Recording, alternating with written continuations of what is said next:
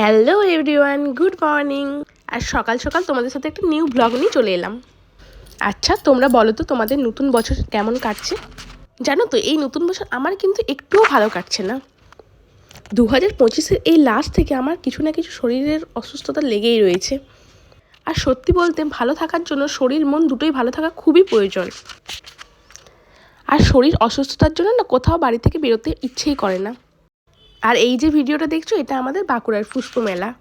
যদিও এই মেলাটা দেখতে যাওয়ার সেরকম কোনো ইচ্ছে ছিল না, কিন্তু হঠাৎ যেহেতু সেদিন বাইরে বেরিয়েছিলাম, তাই ভাবলাম যে এই মেলাটা একটু ঘুরে আসি। আসলে ভিড়ভাড়টা সেরকম আমার একটা খুব পছন্দের নয়। আর এই দিন আমরা আসলে গিয়েছিলাম একটু কাজে, তারপর যেহেতু সামনেই দেখলাম যে এখানে মেলা বসেছে, ভাবলাম যাওয়াই যাক। তবে মেলার ভেতরে ঢুকে বুঝতে পারলাম যে এখানে আসাটা একদম সার্থক হয়েছে। মেলায় এসে এই রাধাকৃষ্ণের যে মূর্তিটা, ছোট্ট যে গোপালটা আছে, সেটা দেখে সত্যিই মনটা ভরে গিয়েছিলো। এত সুন্দরভাবে সাজানো হয়েছিল যে সেখান থেকে চোখ ফেরাতে ইচ্ছেই করছিল না, মনে হচ্ছিল ওখানেই দাঁড়িয়ে থাকি। এই দোকানটিতেই পাওয়া যাচ্ছিল রাধাকৃষ্ণের সমস্ত রকমের জিনিস।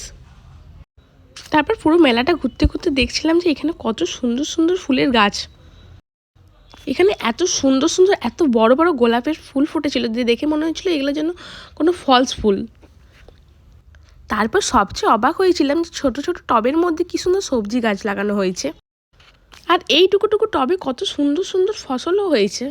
আমারও খুব ইচ্ছে করে যে বাড়িতে এরকম কোনো গাছ লাগাবার, কিন্তু ওই যে সময়, যে কোনো জিনিস ভালো করে করতে গেলে সময় দেওয়াটা খুব ইম্পর্ট্যান্ট।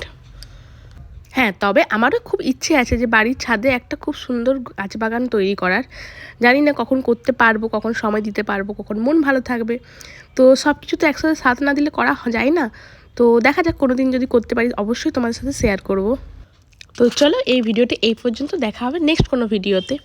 ভালো লাগলে অবশ্যই লাইক করে দিও। টাটা।